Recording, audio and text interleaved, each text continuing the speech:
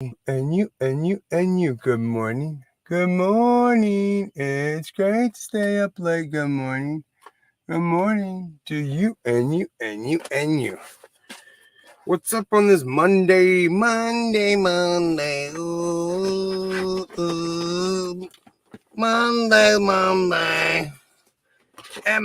It's Monday morning. And let me just tell you, this Monday is like me coming out of the fog. My son has been out of school all week. It's been a tough damn week. And he's been like kind of sickly. Like, not like sick. He's just sick where he's coughing. He's got like those allergies going. He's got the sick where he's not really sick, but he just looks sick as hell. And so everybody's looking at you like you're a terrible parent. Like you don't know how to feed and water and take care of your kid. Like you can't. Why is your son coughing that much? Can you not take care? Like, look, bro, if I could stop my son from coughing out, you think I like this? You think I enjoy this? You think this is fun for me? No. Today will be fun for me. Today's my first day off. It's my first day out, and I caught my first day out, and I caught my.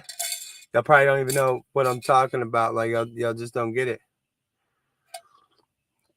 I don't know if that makes me feel sorry for you or good for you, because then you didn't listen to the music that I used to listen to. That was ICP. Oh no, that was Twisted off. That was Twisted off of their ICP Forgotten Freshness. I don't know. I'm not well versed in that. I know things. I know a lot. I know a little about a lot of stuff. I don't know a lot about anything. Like I'm not well versed in anything. Like even the thing I used to get paid for, cooking, I'm not well versed in that. You know why I love the phone? Because that's the sound it makes when I type on it. I use the phone all the time, especially when I was working. Oh my gosh, recipe, boom, not a problem. Oh, not a problem. Oh, like no, I'm not doing that. All right, so let's try to be funny today. I know we try every morning to be funny. Man, I need to get cleaned up too. But what I'm thinking is, I think I'm gonna shave it all off. Like I'm gonna not forever. Like I'm gonna go back to it, but I think I'm gonna strip it down because you gotta rebuild yourself, everyone. You gotta strip it down to the bones and rebuild yourself. So I'm gonna completely clean shave it, which I haven't clean shaved in 5 years for sure. I might go get an actual shave. Be like, you gotta take care. I might go Mr. Clean. I want zero everywhere. Shave it all. Except I want my eyebrows. Mr. Clean had eyebrows, right? Yeah, I got the eyebrows. I want to keep the eyebrows, Mr. Clean. Yeah, that's what I'm thinking. I think I might strip it all down and then we'll start building it back up. But it's been 5 years since I had a shave, so I don't want to do that ever. I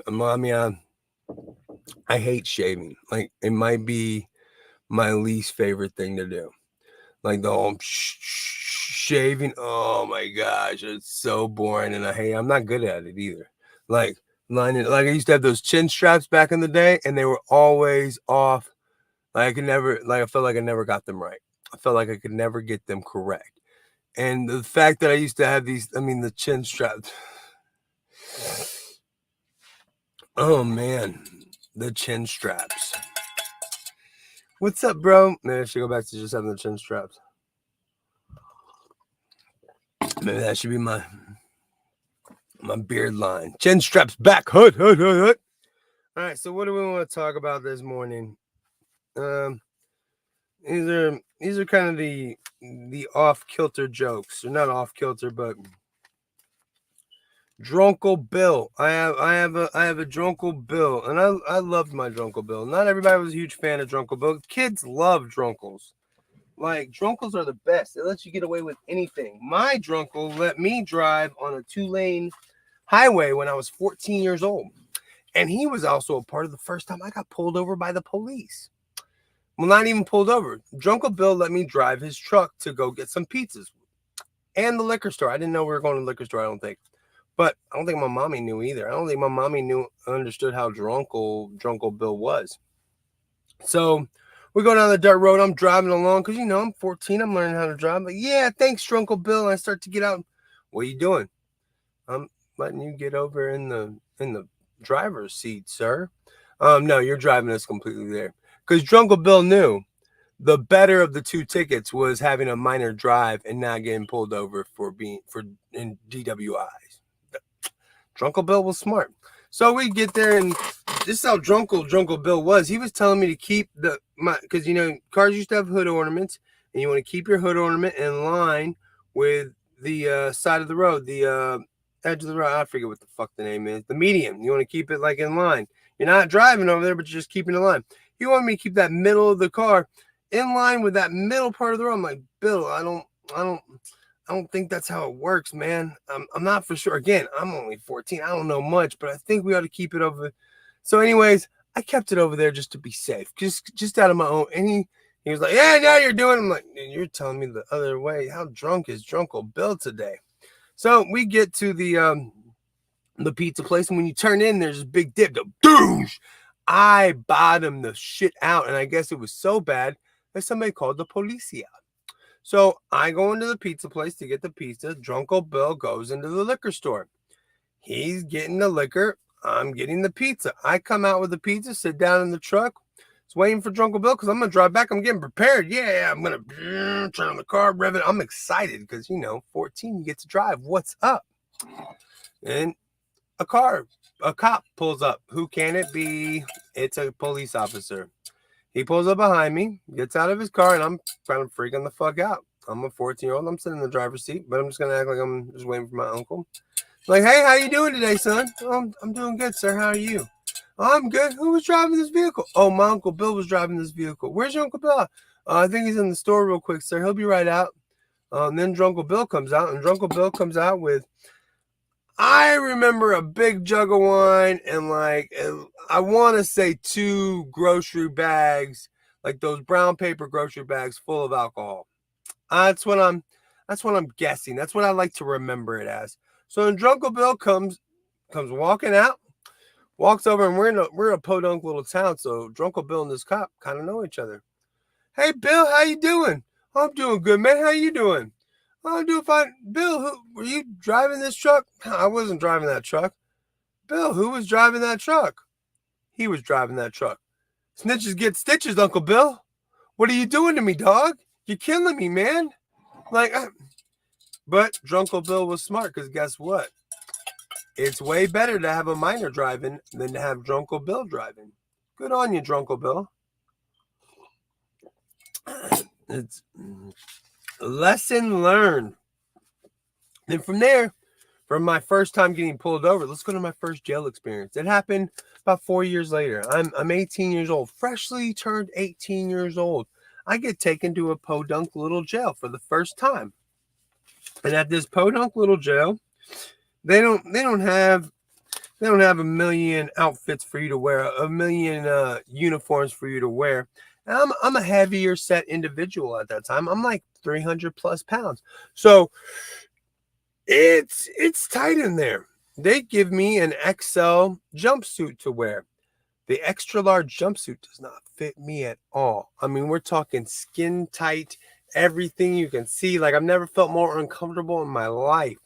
It's even more uncomfortable than bending over in front of that dude. That's how uncomfortable I am about my body. That's how insecure and weirded out I am. So I sit down on the bench, waiting to get let into holding.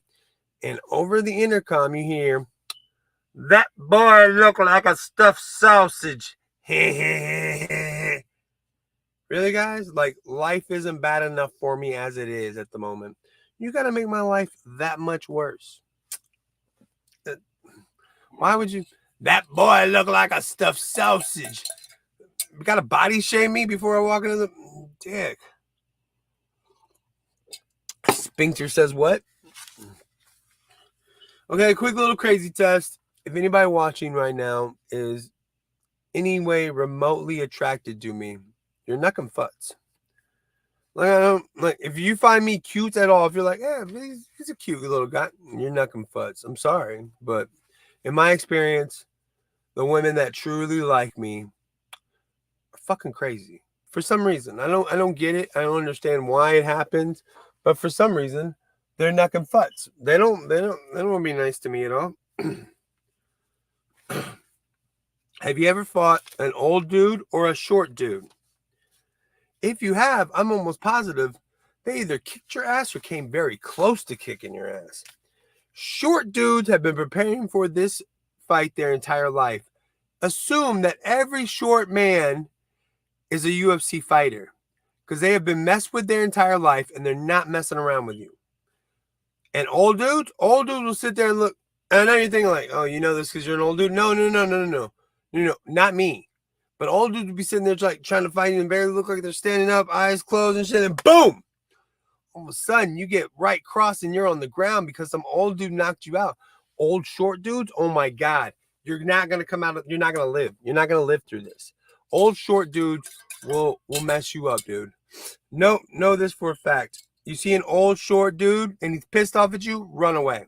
Don't feel like you're less of a man because you ran away. You're more of a man because you're not going to get your ass kicked in front of everybody. Like, no, man, he's a short old guy. I'm out, bro. I'm out. I ain't got nothing on it. You think I want to come in here to get like you think I want to no. Blacks in the Civil War. I've got some drunkles. So I was at dinner with my drunkles, and I don't think Drunkle Bill was there this time. I think it was two other drunkles. We're sitting down, and one of my drunkles says something about the blacks and the blacks. Just mentions the blacks. I don't know what exactly. It didn't register in my head. That's how much it did not matter. But you think like, maybe we shouldn't do that. But then on the way home, my other uncle says if the blacks only understood the Civil War. Wait, uncle. All right. Number one, let's not refer to anybody as just a color. Like you like being referred to as the whites? I mean, I don't think so. So maybe we shouldn't do that. And number two, let the History Channel school anybody on this fucking. Who cares? Like you want to talk about? Yeah, it was about states' rights to own slaves. That's what it basically boiled down to. Maybe you shouldn't bring up the blacks in the Civil War, Uncle. Maybe just a little. Just my 2 cents of the situation. This might not be something that you want to say to anybody, especially anybody that matters. I don't matter, but shit, it might matter because now I turned you into a joke and you're going to live on forever. R.I.P. uncles. Damn, all those drunkles are dead now. That kind of puts a stat on it. Memories of my dad. Daddy didn't care. Take me to the fair. Fuck daddy. Daddy didn't like me. All right, so I don't have a whole lot of memories of my dad, but one of the main memories I have of my dad, that's all, folks. One of the main memories I have with my dad, my father, the sperm donor. I was staying the weekend with him and his him and his girlfriend, and this girlfriend was a grandmother. He's 40 something, she's in her 60s. She's old as can be. I'm staying over at their house. I'm having some tummy issues. It's the middle of the night. These are not like regular they're bad enough to where I could use some help. I don't know this place. Like I walk in there, hey dad, you think you can come? I'm not feeling well. You think you can come help me? Yeah, I'll be in there in a minute. He did not sound happy about it. But so I go back to the bathroom. I'm sitting down. My stomach's hurting. A few moments later, my father comes walking into the bathroom. Why didn't this motherfucker put on a pair of boxers? What did I say that made it that seem that important that you had to jump out of bed and not put on any boxers? I'm okay with male nudity, but Jesus, there's a time and a place. We're not in a locker room. And number one, not only are you walking in there naked, I got to think of that old lady being naked next to you because I know you're not laying naked in the bed alone. There's an old wrinkly lady next to you. I am like 12 years old at this point. Like, dude, you are killing me, Smalls. Cover up your penis with some boxers, for the love of God. That's one reason why I try to make sure that my kids never, if they've seen me naked, it's on accident. We don't fucking talk about it because you know what? It's weird, bro. It's weird. I got caught cheating. I know it's. You think in this day and age, you think you're a grown ass man, maybe you shouldn't cheat, maybe you shouldn't get caught. What's going on? All right, and It makes it even worse. I got caught cheating, sending dick pics. And it was dick pics that she took. In my defense, and to her credit, though, it was looking strong in that. Like, they were very good pictures. Like, I don't think I've ever seen a dick pic look that good. She had the lighting, the shadowing.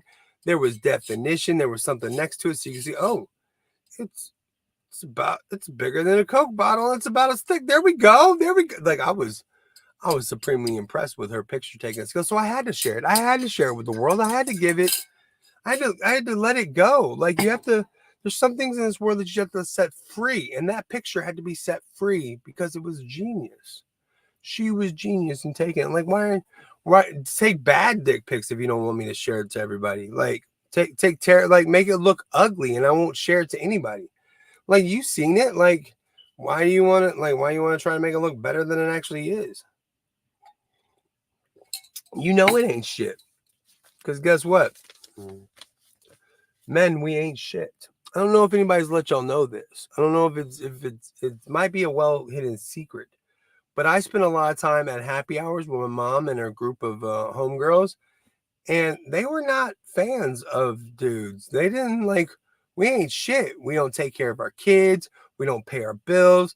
We don't clean up the house. We don't do what we're told. We don't like. I mean, this is the type of things that I heard nonstop.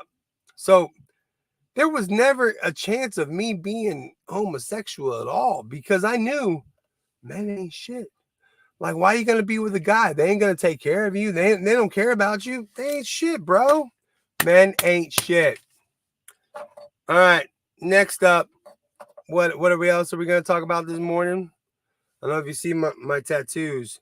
I've got Kiki on my arm, Incredible Hulk letters. I got the Thundercats tattoo.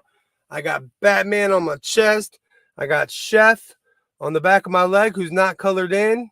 And I got Loch Ness Monster tramp stamp. And all right, so that's some great ideas for tattoos, right? Let me tell you, like, I didn't even think about this. Like, I was gonna put the Chef from South Park on the back of my leg and get him colored in. I would have had blackface permanently on my leg. It's not a good look. Not a great look, especially like walking around in some shorts. Like I hear that Chef from South Park on your leg. Now I'd be like, yo, dude, do you have blackface on your leg?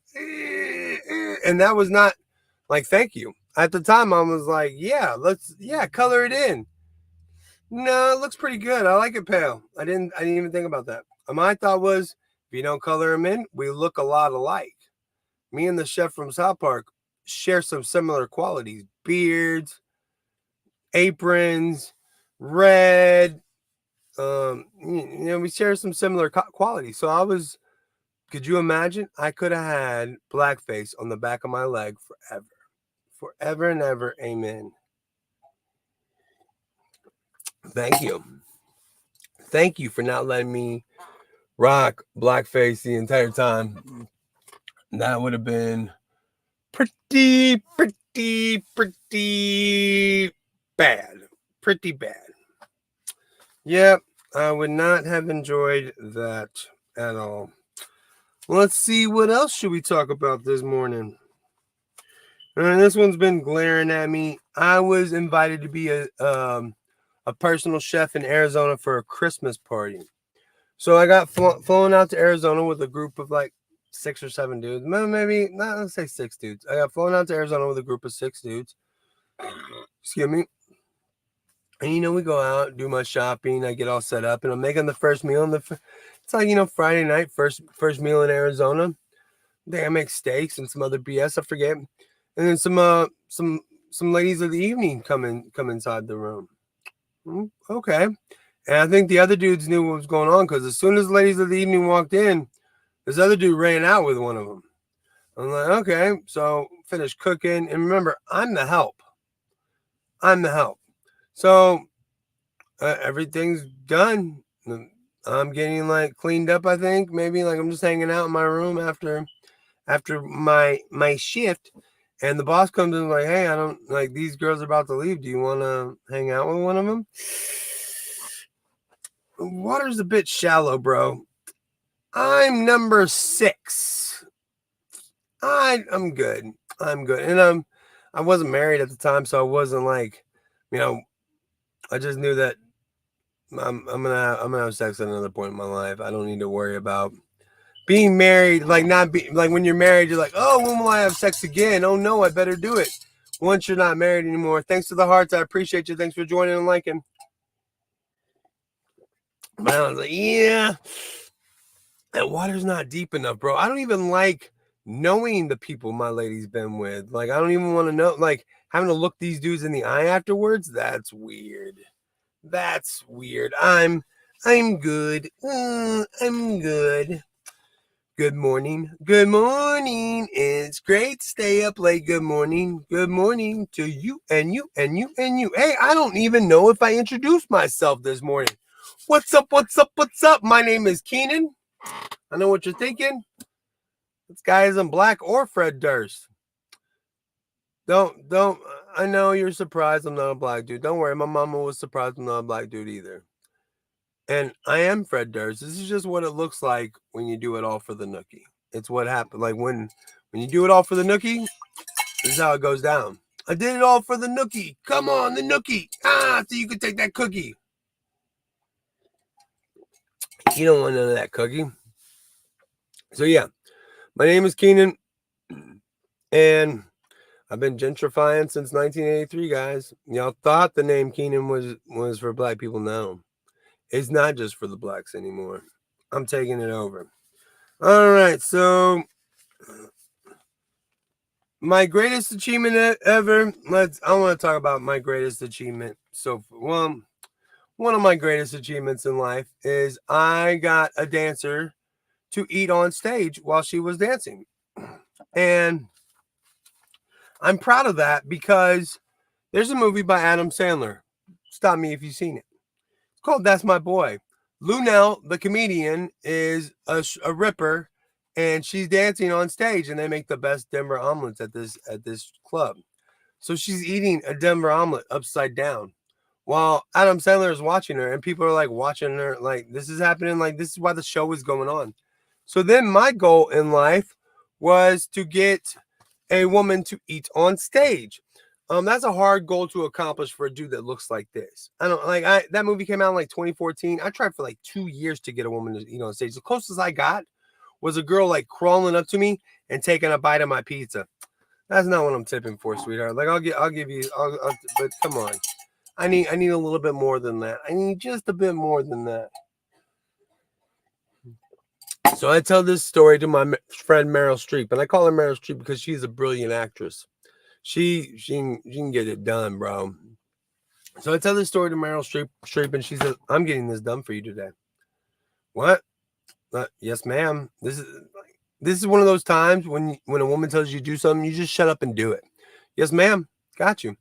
So we go to the rip club, and this rip club's a trucker rip club. So, and when we pull up, there's like 10 or 20 trucks outside. There's only 5 dudes inside the club. So what is going on out there? They're called lot lizards, I think. I'm not for sure about that. But so then we walk inside, and my homegirl asks, we need like the most open-minded girl you got in here. And that is like, it must be different when you have a woman with you, because if I came in there like, send me the most open-minded woman you got, I think some red flags would go up. So anyways, this dancer comes walking up to us, and this is all Meryl Streep does. She just says, hey, this is my friend. He's going to tell you something. Please keep an open mind, and we'll take care of you. I tell the girl this exactly. So this is like, I've told this story a lot in my life. I tell the girl what I'm thinking. She quotes me $600. I'm not. This isn't that kind of thing, sweetheart. I'm sorry. This isn't a thing that I'm going to go home and use later. This isn't going into the spank bank. So then I tell her I got like 120. I was thinking I give you 60 and I tip the rest. She agrees. She agrees. So we are on the path to salvation. Damn it.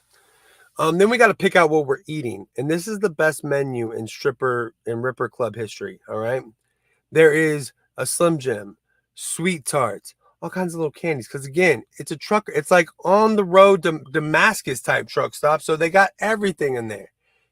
truck stop, ripper, dancer, whatever. I don't know the words I'm supposed to be using on this stupid crap. Anyways, so then she agrees, and like I said, there's Slim Jim, there's Sweet Tarts. I really wanted the Sweet Tarts. Like all I envision is a bucket of Sweet Tarts being dumped over a dancer like it's flash dance type style.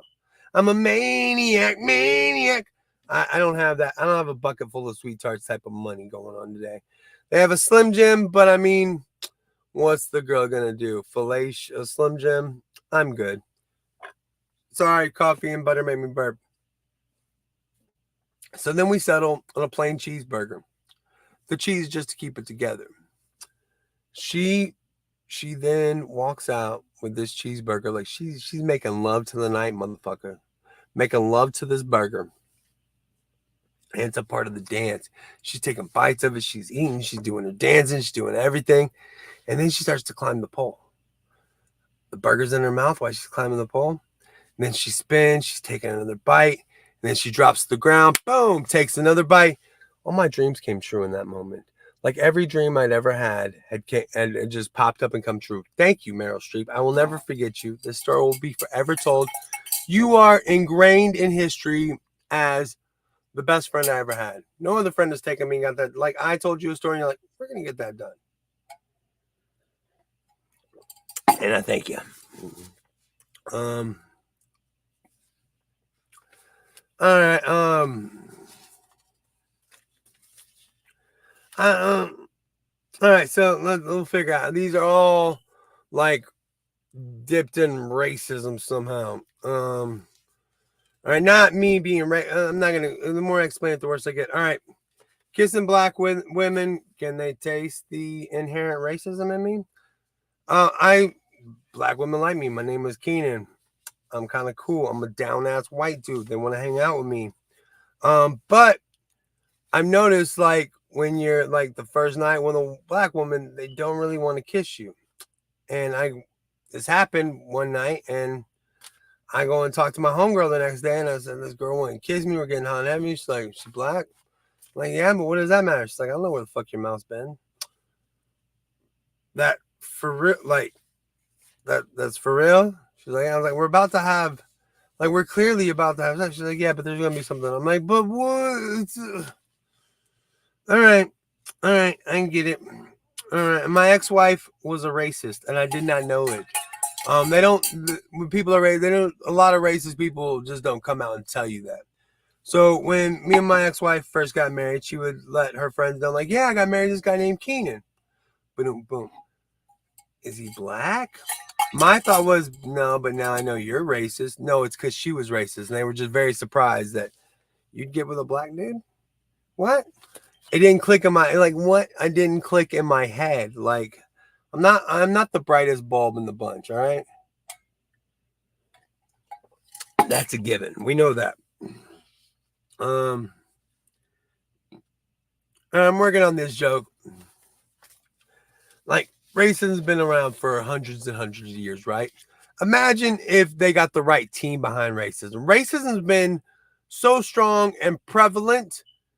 Like, imagine if like good advertising was behind it. Like, it wouldn't stop. Like, can't stop, won't stop. It. What the hell? Like, and see that joke needs to like. There's some funny in there somewhere. Like, if we had the right team behind racism, it would do pretty well. Like, imagine how far to the moon. To the moon. And in my life, I have dealt with reverse racism, which is fine and dandy. I mean, I'm not complaining at all. I actually like reverse racism. I love it. I love being the token white dude in any room.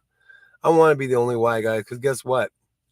The one or two women that do find me attractive in that room are gonna really find me attractive. They're gonna be like, "Whoa, look at this dude!" Like the one or two people that find this cute and attractive, they really enjoy this. That's what I found. Like, it may not be a whole lot of them out there, but the ones that do are crazy and they stick to it. You can't get them to drop it for shit. I don't know. All right, so again, more than I'm working on. I was raised by a single mama. Sorry, I dropped my paperclip. Gotta take 30 minutes picking it up. Ow! I was raised by a single mama. I am the golden child. And I've heard that from every woman I've ever dated. Oh, your mommy calling you? Oh, the golden child better answer. Oh, mama's boy better. Look, I apologize that your mommy didn't love you. That ain't my fault. Did I do that?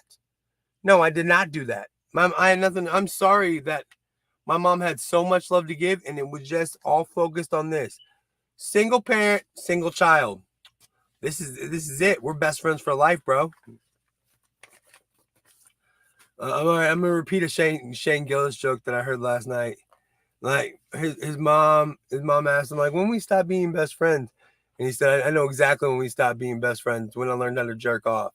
Like before you learn how to jerk off, you're gay for your mom, and then after that, you're like, oh, stay away from me. When is she leaving?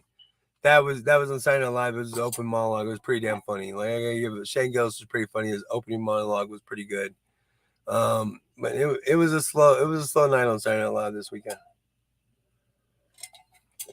Shane Gillis, I'm not even looking at Shane Gillis and I don't like his. You could tell that he's got some Down syndrome in his family. Just barely missed me. Like, okay, we get it, dude. You look stupid, but why do we have to bring that up? All right, Immaculate Conception. That's why I am the golden child as well, because my mama wasn't a slut like yours. You know what I'm saying? She did not have sex to create me. I just appeared. Like, she was just all of a sudden present. You know, like present and pregnant and just like, yeah, now we're going to do it. That's it. That's the ticket. Immaculate Conception, born. That's why I have issues with Jesus, because we got so much in common. Like, I know that how are you going to, like, I ain't shit, so how are you shit? Like, I ain't nothing, so how are you nothing? And I put the men ain't shit joke in here with the happy hour. I don't know why I brought that up earlier. I mean, it didn't. I brought up my mom in some way. I forget, but the men ain't shit. We ain't shit. You know that. You know, me and Jesus, me and men have it in common. We ain't shit. So there we go. I figured I'd put the paperclip back on. I got it figured out. What time is it? 7:37 in the morning. Good morning. Good morning. It's great to stay up late. Good morning. Good morning to you and you and you and you. Good morning. Good morning. It's great to stay up late. Good morning. Good morning to you. Wakey, wakey, hands off Snakey.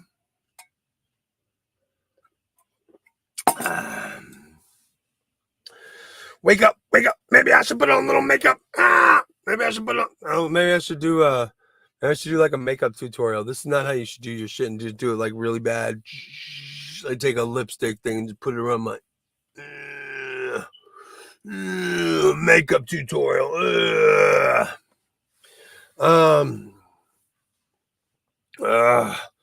School days, good old golden rule days. Oh man, it's so nice. My son's gonna be at school all day. Hope he's all right. He still has a slight, not a slight cough. He has a heavy cough, but he has allergies. It's not him being sick. All right, so let's talk about my girl being entertainment stupid. All right, you know, and I say this like lovingly, like you can't have everything. You can't have everything in life, and she is entertainment dumb, like entertainment dumb. All right, so we're in the car and we hear the song "Don't You Forget About Me." Don't you forget about me. What are you doing? The Breakfast Club. That's the iconic scene. What you know? She's like, I don't know what you're talking about. Don't do that. Like John Hughes, Pretty in Pink, Breakfast Club, Weird Science. I don't know what you're talking about, Keenan. Please, just come on, just go. Then a couple weeks later, have you heard about this movie, Pretty in Pink? Have I heard about the movie Pretty in Pink? Do I know anything about the movie Pretty in Pink? No, I'm not for sure. I do. You want to watch that movie? Sure, let's watch the movie Pretty in Pink. That was such a great movie. I really liked that. I wonder if he did any other movies. Huh, John Hughes? I wonder, did he do any other movies? He might. They did this movie about these school kids. Let's watch that one next. And then it happens, and she's like, "Oh, now I get it." Yeah, no shit. Yeah, no shit. You no shit. Yeah, now you get it. Now you get it. Now. Makes me so mad. Or the movie Black Panthers comes out, and I'm a superhero fiend, right? So she tells me, "Oh, I'm ready to go see the movie Black Panther." Awesome. I've already seen it. Let's go. Wait, you've already seen it? Yeah, I see all superhero movies before you because you can't stop talking and I want to enjoy them before you ask me a million questions. It's a superhero movie?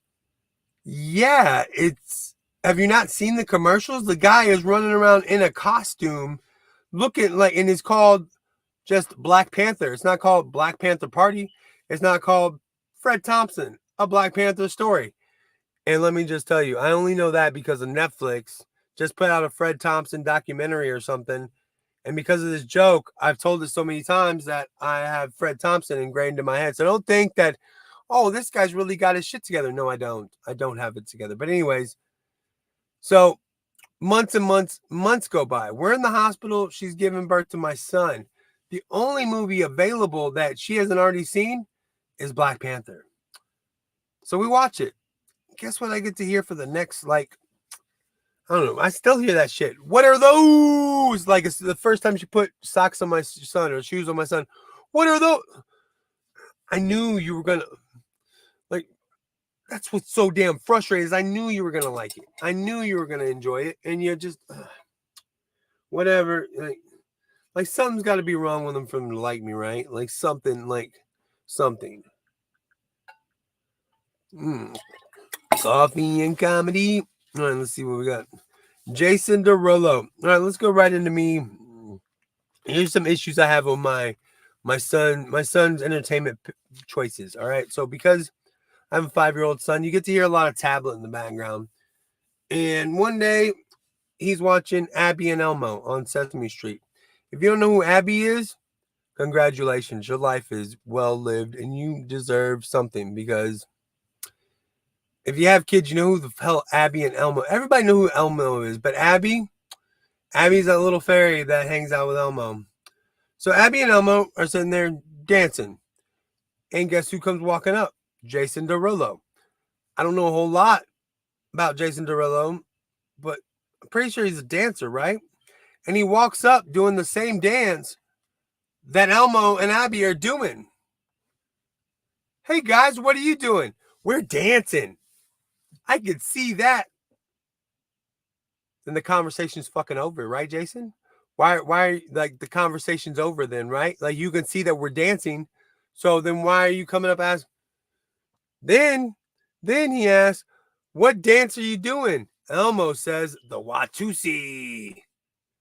Again, I don't know a whole lot about dancing, but shouldn't a dancer like Jason Derulo recognize the Watusi? Like maybe he doesn't know the name. Plus, he's walking up doing the same damn dance. You're killing me, Smalls. You're killing me. And then it's all so he can talk about his dance moves. Dance moves. All right, it's great. It's great. It's just like I shouldn't get that frustrated by Jason Derulo. Then there's this right-wing train called Bob, I think, Bob the Train. And most of the time, nothing's wrong with it. Bob takes you to farms, airports, blah, blah, blah. Everything's all good. He takes you to an army base on this one.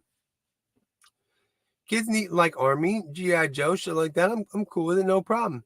He introduces you to a Jeep, to a Jeep. What else? One of those trucks that you carry stuff in, a tanker truck, I think maybe, and then like one of those canvas truck that you carry people in or something. Then he introduces you to introduces you to a tank. Guess what the tank says? Bob, the tank says, hey, Mr. Tank, what do you do? Well, Bob, I protect our borders. Wait, hold the fuck up. You're telling me that we need a tank to protect our borders from 2 oceans, Canada, and Mexico. That's what you're saying. That's what you're telling me. We need tanks to protect us from Canadians and Mexicans. That's the truth that you're trying to tell me, right, Bob? Bob, your logic isn't following. Come on, Bob. Like you're killing me, Bob. Why are you doing this to me, Bob? Coffee's almost done, man. Coffee is done. I think of that dude. The dishes are done, man. And you pulling them. What's his name? He just got called out in Jay and Silent Bob. Coogan. Kevin Coogan? Keith Coogan? Something Coogan. There we go. Coffee is done. And I'm not gonna do it. All I got is I guess I can do the fight and me passing out. I guess the only one I'm not gonna do. All right. So these are all my one black friend, and all my one black friend jokes have to do with sex or strip clubs in some way. So my one black friend, he's dipping his toes into the shallows of the pimp game, right? And by that I mean he's assisting a lady get into a strip club. Like she needs her hair done, she needs some clothes, she needs some money to get in the door, blah blah blah. He's helping out. He gets her a place, like a motel or something. He's helping her out, thinking I'm gonna get it back. She gets to work. She works for a couple of days, and then he tells me she's not breaking any bread. Look, dude, I don't know that much about the pimp game, but this might be what they're talking about when they say smack off. I wouldn't do it. I'm not down for that, bro. But I'm just saying, like, if you're gonna dip your toes into that water, this might be the time where, like, you got to show, like, I don't play that guff. No guff, baby, no guff. All right, so the same one black friend, he got into a fight at the strip club about me. It was my fault because whatever. So anyways, I'm chasing this guy out the door or towards the door, and I know that I'm following him to his homies, right? So as I'm walking past my one black friend, I bang on the table. He sees me and he comes because I know I'm probably gonna need some backup. So we go over the corner and I said, just give me my shit, bro. He says, I don't have your shit. Then my one black friend says, and I was literally in my head, I was thinking like, you know what? Keep it. You're gonna take the money from some unhoused person tonight. Somehow unhoused person isn't gonna get a couple bucks because of you. Hope you feel good. But at that moment, my one black friend told him like, just give him a shit, bro. My one black friend's a little bit shorter than me. I'm a big dude. I look big. I'm not menacing or scary at all, like in real life, but I could come off that way. So then he gets forehead to forehead with my one black friend. My one black friend ain't playing that fucking mess. So then he uppercuts, right hand cross, like one of the best punches I've ever seen in my life. Like it was brilliant. And then the club just explodes. And I'm trying to grab, at least in my head. I don't know what it was looking like. From what I'm sure my one black friend would tell the story differently. I would love to hear it someday. I'm reaching, I'm grabbing. Nothing's happening. He's getting pushed out the back door or the exit. I'm going towards the exit. Security's out. No, sir. You don't want to go out there. People are getting in trouble. You just stay inside and enjoy the club. Those are my friends. It's kind of about me, man. I got to get out there. Nah, you probably you don't want to do it. Like you should just hang out, enjoy. So then I have to walk out the entrance, and when I get out there, my homie's already has milk in his eyes. Already taking care of it. And he's already got. I gotta go buy the milk. Anyways, they wouldn't let me out. So I would love to hear his version of the story because I'm sure I come off like a big bitch because I can understand that. Like, I didn't throw a single punch, but it was all pretty much about me, and I didn't do nothing about it. I'm a bitch. That's what happens. It happens sometimes. All right. So my one black friend found me Chris Farley at the strip club. It was my birthday night. It was after a long night of drinking. We go to the club, and I see a homie. He says, "What's up?" I tell him, "What's up, bro? It's my birthday." Says, "Oh, let me get you a dance." He buys me a dance from two ladies. One lady can speak perfect English. The next lady is no habla inglés. So they start dancing for me. I start sweating profusely. I'm talking about however much sweat you've ever, like the most sweat you ever felt in your life. No, I was sweating worse. Like buckets of water were coming off of me. And the beautiful ladies were taking ice and rubbing on my head, and nothing had ever felt better in my life. I had to get up and go because I got to go see a friend about a horse near the bathroom. The friend about the horse isn't near the bathroom. So then I said, let me go into the bathroom and call some dinosaurs to get some of this away from me. So I go to the bathroom. I need to go to one of the stalls because I think I'm going to throw up. Billy Bob's going to be calling up the dinosaurs. So I'm sitting there waiting, and one of the stalls has a big hole in the door. I don't want to go in there because I know some weird shit's going to happen behind that door once I get back there. So I don't want to be seen. So I wait for a stall without the big hole in the door, right? I go in there. I can't call up the dinosaurs. I sit on the toilet. I'm like, fuck it. And this has got to be like 3:30 or so in the morning. I just pass out. I wake up to my one black friend. Come on, man, get up. It's like 5 a.m. The club is closing.